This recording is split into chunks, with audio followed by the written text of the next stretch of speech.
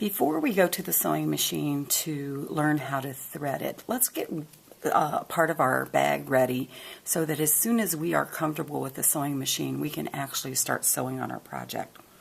So according to the directions, they have you do the pocket as the second big step. And the first big step is huge. It's got a lot of complicated pieces to it. And I think it would be easier for us to do the pocket first, simply because this is a much more simple task to do. So we're going to go from our marking right over here to step number 7 on your guide sheet, and we're going to get your pocket ready to sew. Then once it's ready to sew, we've learned how to use the machine. It's just one straight shot across, and you'll kind of get your feet wet with sewing before we have to get more complicated. So we need to do some folding with this, and we're going to take our pins off, and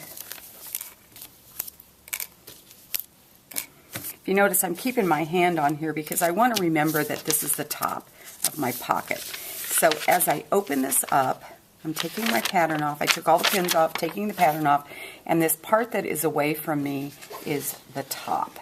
And you can actually, if you want to, use your chalk pencil and make a little mark up here that might help you, because that's where we're going to do all of our work. So I'm going to flip this around, and what our project says for us to do is to fold the upper edge 1/2 inch first.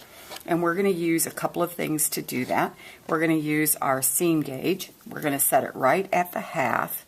Half is halfway between 1 inch and the very end of the ruler. So I have that ready. I need some pins, and I also need my little wooden iron. Now, this doesn't look like the official wooden irons. It's half of a clippy clothespin, but we're going to use this because it has a nice beveled edge on it that we can use for finger pressing or wooden iron pressing.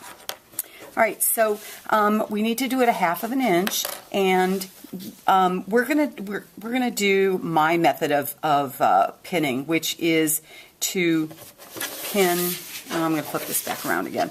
We're going to pin the 2 ends first, and you want to fold this over. Use your seam gauge, and you need to measure every step of the way. So I measured 1/2 inch, and I'm going to put a pin in. And my method is that you do the 2 ends first, and then you do the middle. That's just kind of my funny way of saying how we do this. So we're going to put our pins in first. If you notice, my pins are perpendicular to the edge. I have the 2 ends done. If we start on one side and pin across to the other side, what happens is we tend to push the top layer a little bit more, and so we're going to end up with it uneven on the opposite side. And we know this should be perpendicular or parallel to the edge. So now I'm doing the middle. You need to be accurate with this. This is something that I'm checking and grading. So I did the 2 ends first, the middle. If you notice, I'm pinning back towards me. The reason why I do that is because it's much better ergonomically. It's harder to pin like this than it is to pin back like this, so that's why I do it this way. So I have the 2 ends first, and now I'm going to do the middle here. Again, I'm measuring every step. Don't just push this down and hope that it's 1/2 inch, because if you do, it's going to be wavy across the top, and that's not going to look good. So 2 ends first, middle. So I have the middle of this part, and then I'm going to put one in between each one here. Okay, and measure again.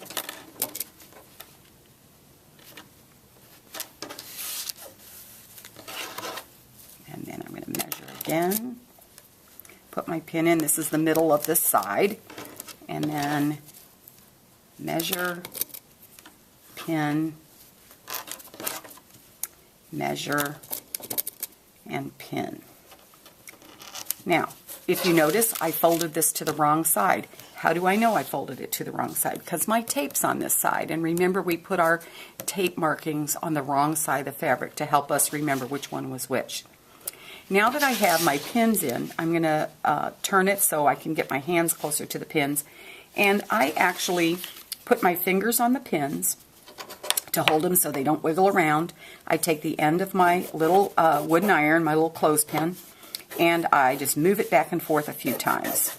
I'm not trying to kill it, I'm just going back and forth a few times. If you push too hard, you can end up stretching this edge, and we don't want to stretch it, but we do want to get a nice little crease in there. If you notice, I keep going straight across till I get to the other side.